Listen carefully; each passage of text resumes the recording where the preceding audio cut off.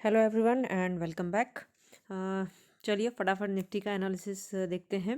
क्या हुआ है आज के मार्केट में और कल की हमारी एनालिसिस में हमने क्या क्या पॉइंट्स डिस्कस किए थे। तो काफ़ी कुछ जो हमने कल डिस्कस किया था आज हमें वैसा ही देखने को मिला है। तो कल के लिए हमारी प्लानिंग क्या होगी, सबसे पहले चलते हैं डेली टाइम फ्रेम पर। तो डेली टाइम फ्रेम पर अगर हम देखें तो कल जो की पॉइंट्स हमने डिस्कस किए थे उसमें एक सबसे इम्पोर्टेंट पॉइंट था हमारा कि ये 100 डे मूविंग एवरेज पर अभी हमें प्राइस कंसोलिडेट होता हुआ दिख रहा था। और कल हमारा एक डिस्कशन ये भी था, एक पॉइंट ये था कि इस पर्टिकुलर कैंडल का हाई या लो ब्रेक होता है तो हम एक मोमेंट एक्सपेक्ट कर सकते हैं। हाई ब्रेक होने की जो बात हमने की थी कि अगर हाई ब्रेक होता है और ऊपर के लेवल्स हमें देखने को मिलते हैं, तो हाई ब्रेक नहीं हुआ है, opening is equal to high था आज का। Okay, I was expecting the same. In fact मैं एक्सपेक्ट कर रही थी आज एक शार्प फॉल, बट ओके पूरा दिन आज कंसोलिडेशन में गया, बट कंसोलिडेशन भी एक्सपेक्टेड था कि इधर कंसोलिडेशन आर करेक्शन कल हमको देखने को मिल सकता है। ओके, तो पूरा दिन आज कंसोलिडेशन में बीता है। आज का इस पर्टिकुलर कैंडल का लो ब्रीच किया ज़रूर है, लेकिन उसको हम एग्जैक्टली ये नहीं कह सकते हैं कि एक अच्छा खासा ब्रेकडाउन था। ब्रेकडाउन नहीं था, एक बार सिर्फ ब्रीच किया है। वो 15 मिनट चार्ट पर हम एक बार देखेंगे कि सिर्फ टच किया है उस पॉइंट को, और काफ़ी देर से लेट सेशन में उसको ब्रेक भी काफ़ी लेट किया है। एनीवे तो अगर कल के दिन में हमें इस पर्टिकुलर कैंडल का अगर लो ब्रेक होता है, या हम आज का ही कैंडल कंसिडर कर लेते हैं, अगर इन दोनों ही कैंडल्स का लो अगर ब्रेक होता है कल, तो हमारे सीधे अप फ्रंट जो टारगेट अब ओपन हो जाएंगे। ये जो पर्टिकुलर गैप है, इस गैप का जो क्लोजिंग है, ये हमारा टारगेट, यहाँ तक का टारगेट हमें आसानी से देखने को मिल सकता है। और स्पेशली इस पर्टिकुलर कैंडल का लो ब्रेक होने के बाद में हमें एक शार्प फॉल भी देखने को मिल सकता है ना। दिस इज नॉट अश्योरेंस, मिल सकता है will be a better word for this. Okay, so this is what I am expecting कि अगर ये लो कल ब्रेक होता है तो यहाँ पर एक शार्प फॉल देखने को मिलेगा, और उसके लिए एक इमीडिएट टारगेट जो है वो ये जो गैप विंडो है, इसका जो क्लोजिंग पॉइंट है, ये इसका टारगेट हो सकता है। व्हाट इफ़ अपोजिट, अगर अपोजिट देखने को मिलता है तो हम आगे की तरफ क्या टारगेट्स देख सकते हैं। तो आगे की तरफ हमारे सीधे जो टारगेट्स होंगे वो ये जो एरिया है जहां निफ्टी ने पिछला एक कंसोलिडेशन रेंज बनाया था, 24,500 का जो लेवल है, ये अपर साइड में नेक्स्ट टारगेट हमारा हो सकता है। इन केस अगर ये ऊपर की तरफ चलना शुरू होता है, हाई ब्रेक करके ऊपर की तरफ अगर चलता है, तो जिसकी पॉसिबिलिटी मुझे बहुत कम दिख रही है, बट स्टिल कि अप साइड में 24,500, डाउन साइड में ये जो पर्टिकुलर कैंडल का लेवल है, इस लेवल पर हमारे जो भी लेवल है, आप देख लीजिएगा कि कल जो परसों का जो बिग कैंडल का जो क्लोजिंग प्राइस है, वहाँ तक के लेवल्स हमको देखने को मिल सकते हैं। चलिए अब हम देखते हैं इसको थोड़ा सा आर्ली टाइम फ्रेम पर। आर्ली टाइम फ्रेम पर जो डिस्कशन था हमारा, ब्यूटीफुली वही 200 ईएमए के आसपास का कंसोलिडेशन पूरा दिन दिखाया है आज निफ्टी ने।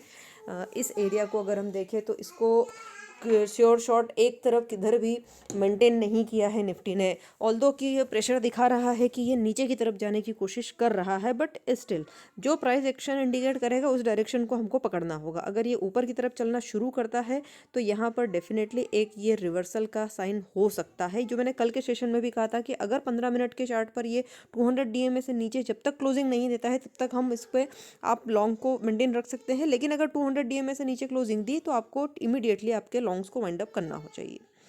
अगर हम 15 मिनट टाइम फ्रेम को अगर देखें,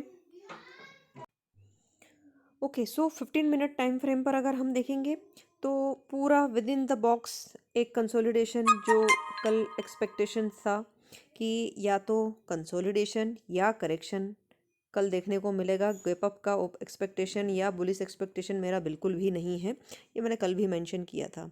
नाउ अब नेक्स्ट हम क्या एक्सपेक्ट कर सकते हैं, नेक्स्ट एक्सपेक्टेशंस ये है कि ये जो गैप विंडो है, यहाँ अगर इस पर्टिकुलर लेवल को प्राइस अगर ब्रेक करता है तो इस गैप के टारगेट हमको आसानी से देखने को मिलेंगे।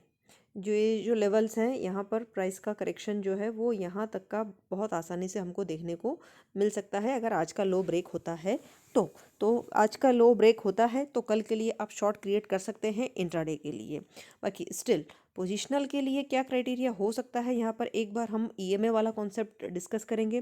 देखिए जब मार्केट यहाँ ओपन हुआ था तब हमारा 200 ईएमए इन लेवल्स पर था, जो कि प्रिसाइसली अगर हम लेवल्स देखें तो लेवल क्या था एग्जैक्टली, ये लेवल था 23,800।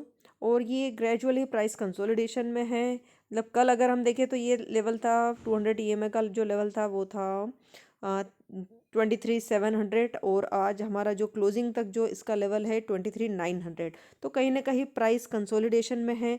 अब होगा क्या कि प्राइस धीरे धीरे धीरे धीरे यहाँ कंसोलिडेट करता रहेगा और जो हमारा ईएमए है वो धीरे धीरे धीरे धीरे ऊपर की तरफ आएगा और एक पॉइंट आएगा जब ये कंसोलिडेशन और ये जो प्राइस है ये सारे ही ईएमएस एक जगह मर्ज हो जाएंगे और उस पॉइंट के बाद एक नया या तो अप ट्रेंड या डाउन ट्रेंड हमें एक अच्छा खासा या तो अप ट्रेंड या फिर अच्छा खासा डाउन ट्रेंड हमको देखने को मिलेगा फॉर श्योर। इतने कंसोलिडेशन के बाद में अगर ये 200 ईएमए को टच कर जाता है या सारे ईएमए एक बार मर्ज होते हैं एक पॉइंट पर तो उसके बाद एक हमें अच्छा खासा ट्रेंड देखने को निफ्टी में मिलेगा। ओके, थोड़ा सा अब यहाँ पर हम आरएसआई को देख लेते हैं। आरएसआई क्या कह रहा है। Okay, all right. कल मैंने बहुत क्लियरली ये चीज़ मेंशन की थी कि आरएसआई ये परसों मैंने कि अगर गैप अप होता भी है तो गैप अप कितना सस्टेन करेगा कहना मुश्किल है क्योंकि ये जो लेवल्स है ये काफ़ी हाई लेवल से 85 प्लस का लेवल था। ये कल का अगर आपने कल का वीडियो नहीं देखा तो एक बार ज़रूर देखिए और सेम स्ट्रेटेजी पर बेस्ड इस रेगुलर एनालिसिस को रेगुलर बेसिस पर आप देखिए सो दैट आप आसानी से इसको ट्रैक कर पाएंगे, आसानी से आप मूवमेंट को कैच कर पाएंगे। ओके, तो यहाँ इस पर्टिकुलर एरिया से एक करेक्शन आरएसआई में एक कूलिंग ऑफ हमको देखने को मिली और यहीं से प्राइस पूरा कंसोलिडेट भी हो गया और आज का पूरा दिन भी आरएसआई में वही एक अच्छा खासा जो कूलिंग ऑफ है। आरएसआई ने फर्स्ट कैंडल 15 मिनट का जो कैंडल है वो 60 प्लस था लेकिन opening is equal to high था, जो ओपनिंग प्राइस था वही हाई प्राइस था और वहाँ से पूरा दिन मार्केट कंसोलिडेशन में रहा और आरएसआई ने एक अच्छा सा कंसोलिडेशन दिखाते हुए बिटवीन 60 एंड 40 लेवल्स के बीच में रेंज में ही आरएसआई अपना घूमता रहा। यहाँ पर ब्यूटीफुल बात देखने के लिए ये है कि आरएसआई ने ना तो यहाँ पर 40 को ब्रीच किया है और ना ही यहाँ पर 60 को ब्रीच किया है।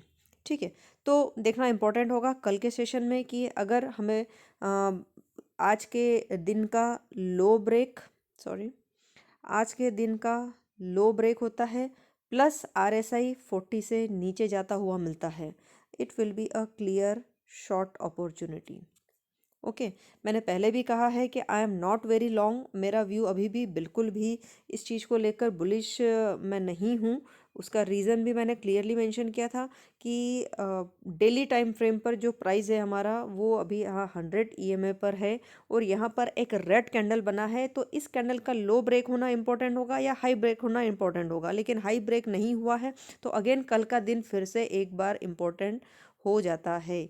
कल के लेवल्स का ब्रीच होना अपसाइड या डाउन साइड इम्पोर्टेंट होगा, तो इन लेवल्स को ध्यान रखिएगा। और आरएसआई और आज के दिन के लो का ब्रीच अगर आपको आरएसआई और आज के दिन के लो का ब्रीच अगर आपको कॉम्बिनेशन में मिलता है एज वेल एज आपको आर्ली चार्ट पर भी ये कंफर्मेशन बहुत आसानी से देखने को मिलेगी क्योंकि अगर लेवल ब्रीच होगा तो आरएसआई मूविंग एवरेज पर यहाँ पर भी 100 और 200 डीएमए के बीच में जो प्राइस होगी यहाँ पर भी प्राइस एक्शन आपको देखने को मिल ही जाएगा क्योंकि यहाँ पर भी 200 डीएमए पर अच्छा खासा कंसोलिडेशन दिया है निफ्टी ने और इस कंसोलिडेशन के बाद अगर एक डायरेक्शन पकड़ेगा तो वो डायरेक्शन एटलीस्ट आप इंट्राडे में कैच कर सकते हैं। तो this is all from my side. ये मैं सभी रजिस्टर्ड एनालिस्ट नहीं हूँ, ये मेरे अपने ट्रेड प्लान्स हैं, मेरी अपनी एनालिसिस है जो आपके लिए purely and purely educational purpose है। अगर आप इस पर बेस्ड कोई भी ट्रेड लेते हैं तो अपना कैपिटल मैनेजमेंट और स्टॉप लॉस स्ट्रिक्टली फॉलो करके ट्रेड लें। Till then trade well trade wise, this is Kirti signing off. Thank you so much. I hope ये एनालिसिस आपको अच्छी लगी है तो प्लीज़ वीडियो को लाइक ज़रूर कर दीजिए और भी चैनल को सब्सक्राइब कर लीजिए ताकि आपको रेगुलर इसका एनालिसिस अपडेट होता रहे। Thank you so much.